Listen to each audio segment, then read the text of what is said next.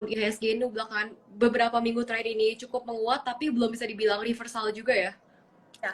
Belum ada sentimen yang terlalu positif untuk sampai dibilang IHSG ini udah reversal ya. Nah, kalau gitu tadi udah ngebahas soal IHSG-nya nih. Tapi kalau sekarang kita minta outlook-nya dong ke IDX Tekno dan juga perusahaan-perusahaan teknologi di kondisi saat ini. Kalau indeks tekno juga baru lihat ya, barusan aku lihat. Ternyata sampai sekarang dia masih sideways ya, belum ada break, Iya. belum ada out sama sekali. Jadi buat aku sekarang mungkin oke untuk cicil dari beberapa saham tekno, cuma memang nggak bisa banyak masuk juga karena posisinya masih sideways ya. Dan juga kalau untuk saham teknologi, mungkin ada beberapa saham teknologi yang menurut aku sedikit oke, cuma masih banyak juga yang mengikuti indeks tekno ya, sideways juga. Aku sih Oke. belum kalau saham-saham teknologi itu menguat sih, belum. Oke, berarti bisa dibilang belum terlalu menarik juga ya. Mungkin boleh dong di-spill dikit yang lagi menarik tuh sektor apa sih sekarang di kondisi saat ini? Kalau kondisi saat ini sebenarnya aku lebih ke batu bara sih ya. Dan Betul untuk ya. yang batu bara yang saham gorengan bukan, tapi yang apa yang lumayan tinggi capsnya. Oke, berarti yang market cap-nya lebih tinggi dan juga di saham-saham batubara ya. Ini tuh termasuk ada sentimen gara-gara akhir tahun atau gimana ya saham-saham batubara ini? Setelah analis di awal bulan ini, jadi menurut aku tuh batu bara ini salah satu sektor yang bisa dilirik sih. Oke, berarti batubara bisa dibilang cukup menarik ya. Nah, kalau gitu kita mungkin langsung masuk ke topiknya aja kali ya. Menurut Kak Kalisa sendiri, orang yang jago trading itu gimana sih? Yang bisa cuan terus atau gimana? Kalau dibilang jago ya, kalau jago mungkin orang yang bisa on track sama trading plan dia sendiri. Karena kan walaupun banyak orang-orang yang jago trading, tapi tuh mereka tuh nggak bisa on track dengan plan mereka kan. Jadi menurut aku tuh orang yang jago trading itu yang bisa keep on track sama apa trading plan mereka. Berarti bukan orang yang jarang cut loss atau nggak pernah loss gitu Oh, ya, orang yang jago trading gitu. Oke, nah kalau misalkan Kak Kalisa sendiri, gimana sih? Sering cut loss atau gimana? Coba mungkin boleh di-share dikit dong. mungkin kalau dulu yang awal-awal wajar lah ya, namanya baru-baru mulai gitu kan. Cuma kalau aku emang nggak terlalu sering trading kan, aku lebih sering swing trading daripada scalping. Kalau dulu mungkin iya scalping, cuma berhubung sekarang udah sekolah offline, jadi kan ya waktu juga nggak banyak kan ya. Jadi kalau sekarang ini aku nggak belum belum banyak cut loss sih, nggak banyak sih untuk bulan ini.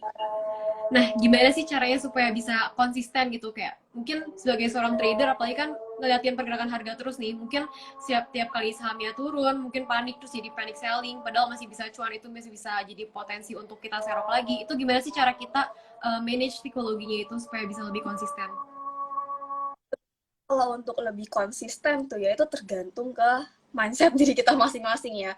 Sebenarnya kalau misalnya kita panik dan segala macam itu kan semua berawal dari pikiran ya. Jadi kalau misalkan dari awal trading itu harus make sure kalau misalkan psikologi kita tuh lagi stabil, jangan sampai tergoncang karena itu bakal kayak ngerusak semua trading plan kalian. Gitu sih. Oke, berarti tapi gimana sih cara supaya bisa tetap tenang terus kayak tetap bisa ngikutin trading plan ya? Sedangkan kayak mungkin kita lihat orang lain ada yang pamer cuan, terus kita lihat kok cut loss terus itu mungkin ada tips gak sih? Sebenarnya itu ini juga kalau misalnya abis cut loss ngeliat orang cuan juga pasti kayak kok bisa sih dia cuan sedangkan aku enggak gitu kan. Iya. Kayak, ya gitu belum rezekinya aja jadi kayak ya udah gitu nggak ada yang bisa harus nggak kalaupun kita harus ini juga emang bakal ngubah cuan kita Iya. enggak kan enggak gitu. Jadi ikhlasin aja ya, anggap uang belajar gitu. Oke, nah sebenarnya kalau misalkan kita baru mulai belajar trading nih, pertama tuh harus belajar apa sih? Dari mungkin mulai dari fundamental kah atau langsung ke teknikal atau badarmologi atau gimana? Sebenarnya kalau itu menurut aku semuanya penting jadi ya kalau untuk pemula lebih bagus kalau untuk belajar basic-basic dari semuanya kayak basic dari fundamental, basic dari technical dan juga bandarmologi. Tapi kalau untuk selebihnya itu ya balik lagi tergantung ke diri kita masing-masing. Ntar kalau misal udah belajar basicnya, kira-kira nyamannya tuh yang mana sih antara tiga itu dan baru mungkin kalian bisa belajar lebih detail kali ya gitu sih aku. Oke, berarti awalnya tuh emang harus semuanya dicobain dulu ya supaya bisa cari Ya, yang cocok gitu ya. Oke, nah tapi sebenarnya ada nggak sih salah satu misalkan Kalisa sendiri nih biasa lebih sering pakai apa sih dalam trading ini? Lebih suka pakai kalau fundamental atau apa? Oh, mungkin kalau untuk fundamental aku emang sedikit kurang lah ya, nggak selancar gimana. Cuma aku basic-basicnya paham, karena aku sendiri juga kurang gunain fundamental. Tapi kalau Hmm. misalnya scalping, pastinya aku pakai bandermologi atau tape reading kan ya. Dan Ya. kalau misalnya saat ini aku sih lebih lebih mengarah ke technical dan sedikit bandermologi sih untuk trading. Oke. Nah, berarti kalau misalkan untuk swing trading ini dengan teknikal dan banarmologi ya biasanya Kalista ini. Ya, Betul. Oke. Nah, kalau misalkan dari teknikal nih, karena kan trading tuh biasanya lebih identik ke teknikal sama banarmologi ya. Dalam teknikal ini biasanya kita tuh harus belajar mulai dari mana sih? Kan banyak banget nih yang harus dipelajarin, tapi awalnya yang paling penting itu apa sih yang harus dipelajari dulu? kalau dari technical paling penting itu menurut aku trend line itu, Keren. karena kan tuh trend, downtrend, Iya, sideways. Karena kan kalian nggak tahu tiga apa hal basic itu tuh kayaknya agak susah buat lanjutin susah. ke Iya. jadi kayak mungkin teknikal awal-awal belajar trendline dan juga beberapa pattern basic aja sih, nggak usah yang terlalu kayak sampai detail kayak sampai doji gitu, nggak perlu sampai terlalu detail, apa yang penting basicnya aja gitu. Oke, berarti yang penting trend line sama pattern chart pattern yang basic-basic ya. Ya, Nah, kalau misalkan kita nih sebagai trader, kayak tadi udah disinggung sedikit juga, mungkin banyak kita sering kali panic selling atau kayak lihat orang lain cuan, kita kayak insecure sendiri, terus jadinya jadi udah nggak pede lagi nih buat trading lagi. Nah, apa sih kesalahan-kesalahan yang biasanya tuh dilakuin oleh para trader pemula dan gimana sih cara kita ngatasinnya? paling sering dari pemula ya, kalau sesuai pengalaman pribadi itu over bias, jadi terlalu pede gitu loh terhadap pasti nggak masalah, mungkin itu salah satu support untuk diri sendiri, tapi ya kalau misalnya terlalu over juga itu bakal kayak tak segalanya gitu sih. Iya. Trading nih sekali cuma kayak keluar-keluar pamer-pamer gitu kan, tapi ternyata setelah itu loss baru deh kayak kenapa sih gue pamer, kenapa sih gue gini-gini, padahal ya itu karena overconfidence bias diri gitu sih. Dan kalau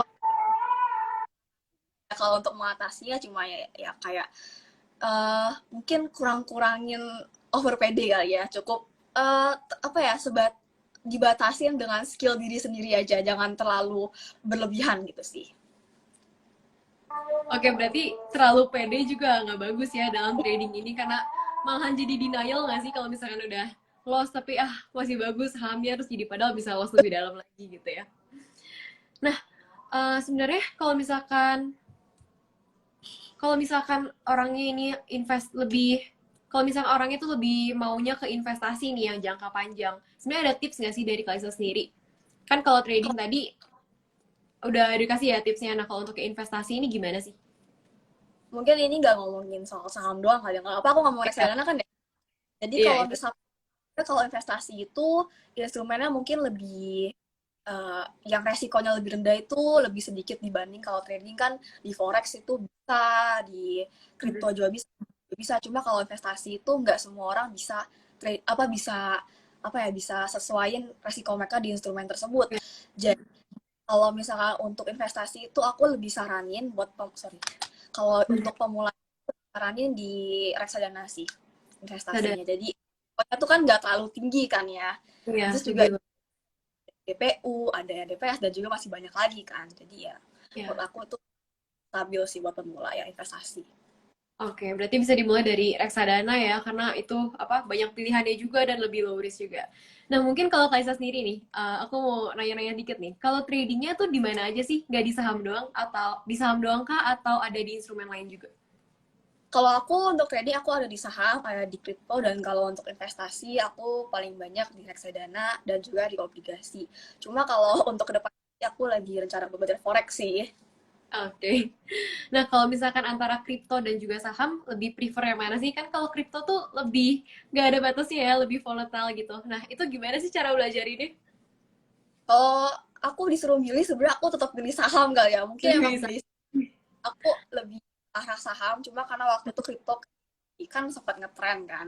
Ya aku Iya. belajar. Cuma sekarang setelah aku lihat kan trennya udah mulai menurun dan juga Bitcoin Iya. positif yang mendorong kan. Jadi aku nggak terlalu mengarah ke kripto, kripto sih untuk sekarang ya. Oke, berarti masih lebih prefer ke saham ya untuk saat ini. Nah, sebenarnya kan berarti Kalisa sendiri ngikutin dong kemarin ini saat kripto ini anjlok juga barengan sama saham dan yang lain-lainnya. Itu tuh sebenarnya kenapa sih? Gara-gara apa? Dan sampai saat ini belum bisa dibilang cukup menarik lagi kan kripto ini, atau udah menarik atau gimana?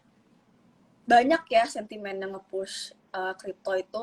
Contohnya kayak kemarin koin Luna aja kan. Itu tuh salah Mm-mm. satu apa ya? Itu berpengaruh banget sih terhadap dunia Iya. kripto karena wallet yang di treasure wallet yang dipunya itu oleh ownernya itu lumayan banyak ya Bitcoinnya. Jadi sekalinya itu koin unlock jadinya Bitcoin bener-bener ambruk, bener-bener parah gitu sih. Dan juga Kalau kenapa?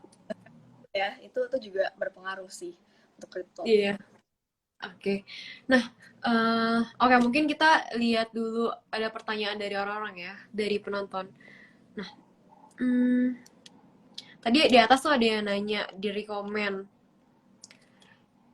Sebentar, cari dulu.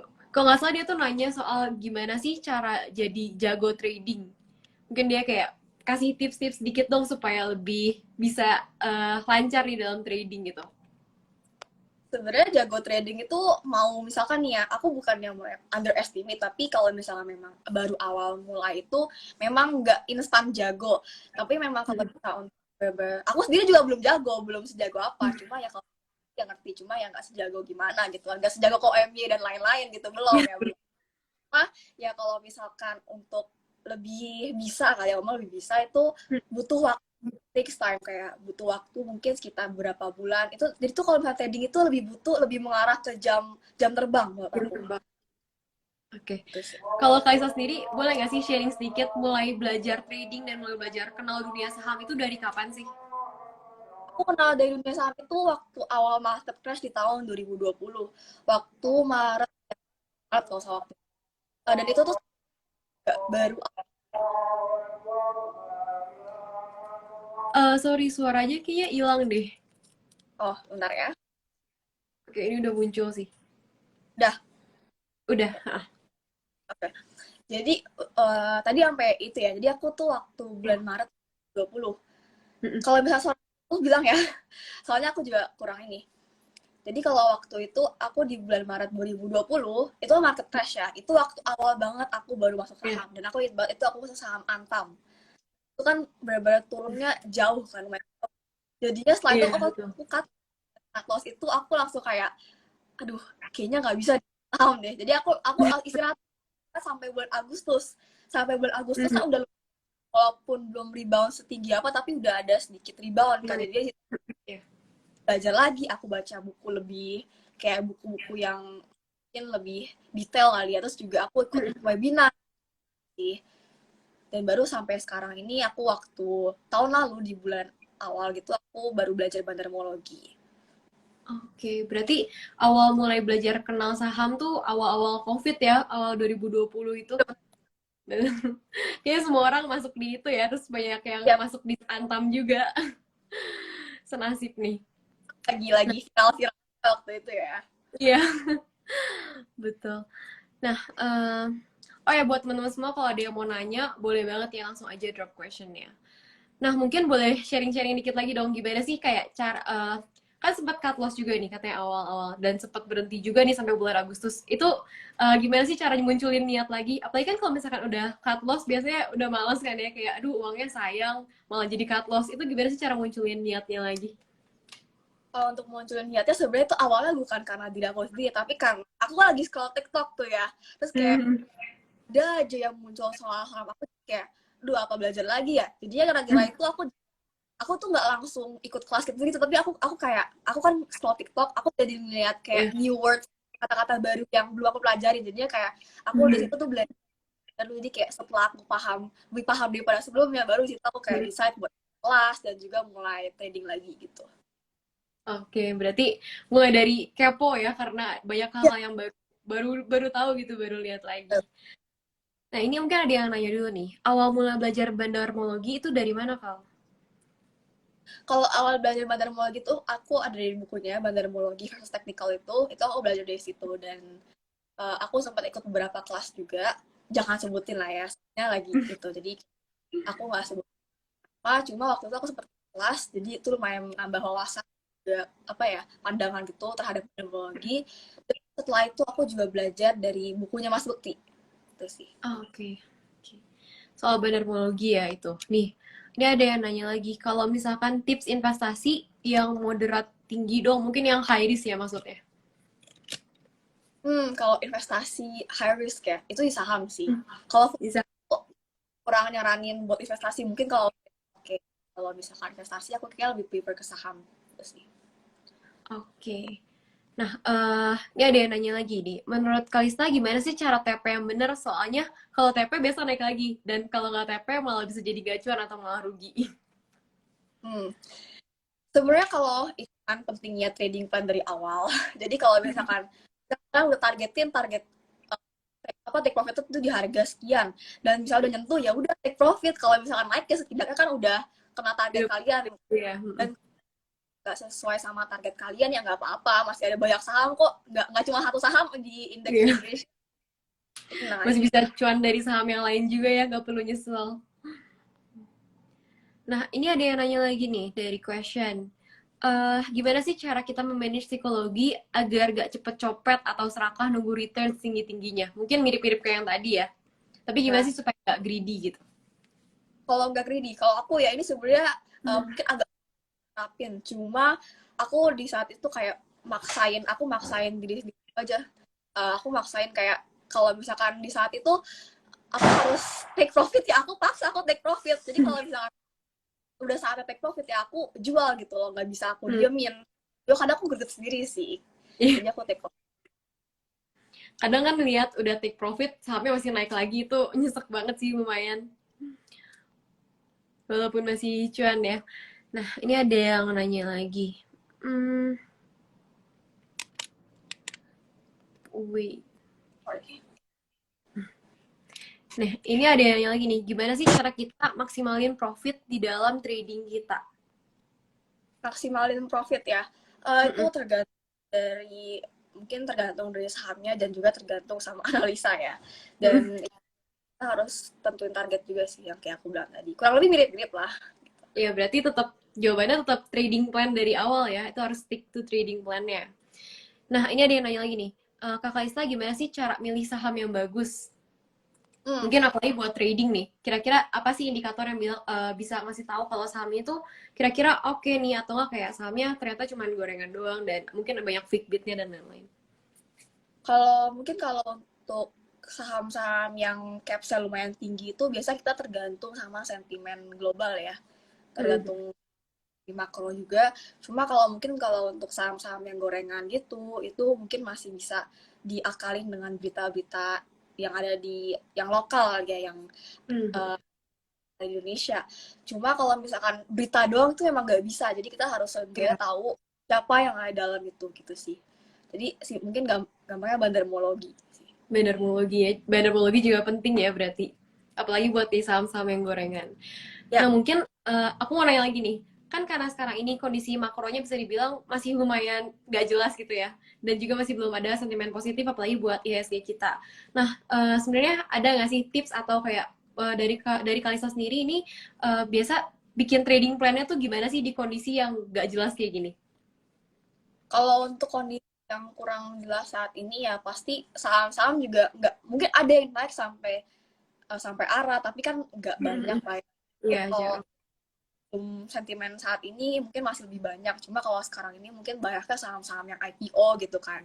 Iya. Jadi aku kalau misalkan untuk saham-saham yang capsnya lumayan rendah atau sedang gitu kan, kayak cuma second mungkin yang big caps gitu, menurut aku paling ya targetin profitnya jangan terlalu tinggi aja sih, biar seenggaknya juga mental kita tetap stabil gitu. Karena kan kalau misalnya kita taruh targetnya tinggi banget kan, dan sedangkan market lagi down banget, ya menurut aku Ya. tuh jangan kayak gitu sih.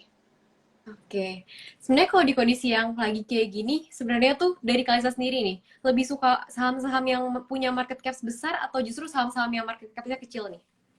Mungkin tergantung kali ya kalau untuk kan aku kan juga swing trading kan kadang. Iya.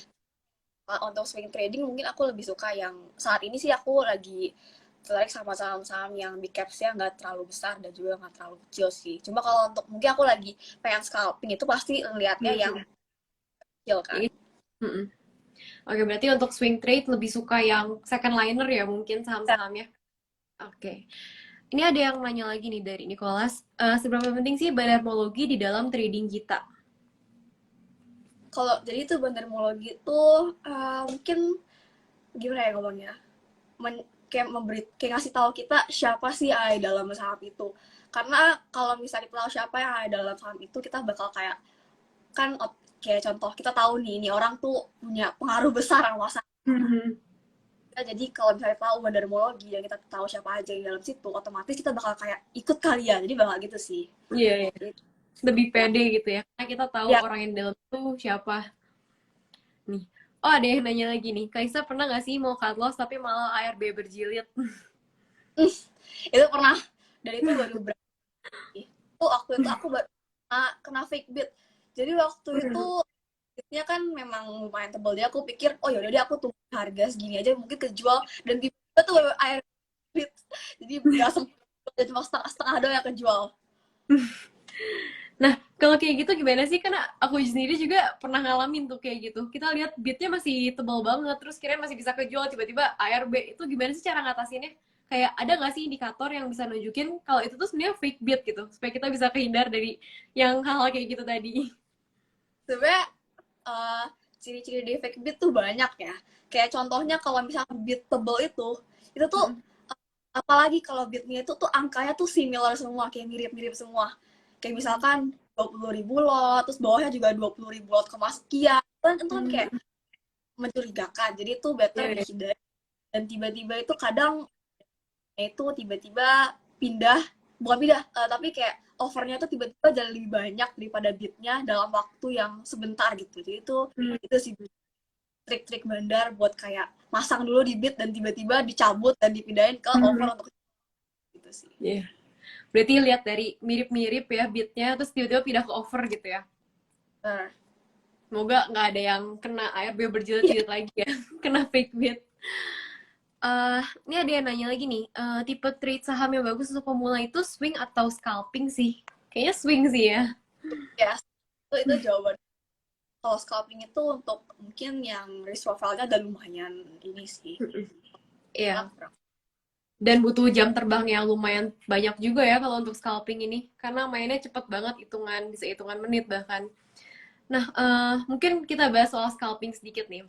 Scalping ini kan mainnya tuh hitungan menit kan. Nah, itu tuh sebenarnya lihat indikatornya tuh gimana sih? Karena aku sendiri juga bingung nih dan baru pernah nyobain beberapa kali scalping, dibantuin temen juga. Itu gimana sih caranya?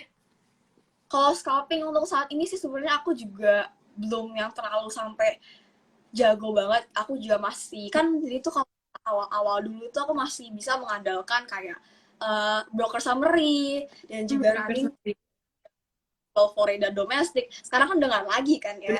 Jadi ini mungkin aku lebih kayak scalpingnya itu biasa aku analisanya itu sehari sebelumnya atau sebelum makan gitu. Jadi kan kita bisa lihat kayak apa bandarmologi kita bisa lihat kan kayak di beberapa aplikasi. Cuma kalau misalkan memang di saat market lagi buka itu menurut aku ya Susah. emang lagi sih sekarang. Jadi aku Iya. sendiri yang benar-benar pas buat aku. Oke, berarti emang ngaruh banget ya karena dihilanginnya broker summary ini, jadi untuk yang scalping tuh lebih susah ya jauh dibanding dulu. Oke, sorry tadi nggak. Ya. Nah, mungkin ada yang mau nanya lagi nggak? Hmm,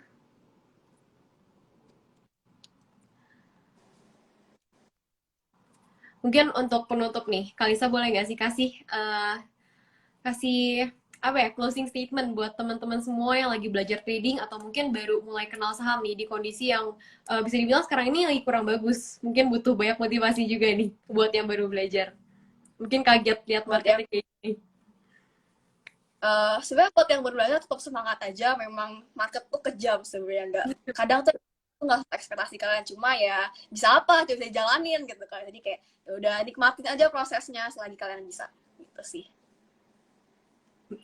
Oke, karena sebenarnya market buat saat ini juga buat yang jago emang lagi susah juga ya, lagi kurang enak. Ya benar banget.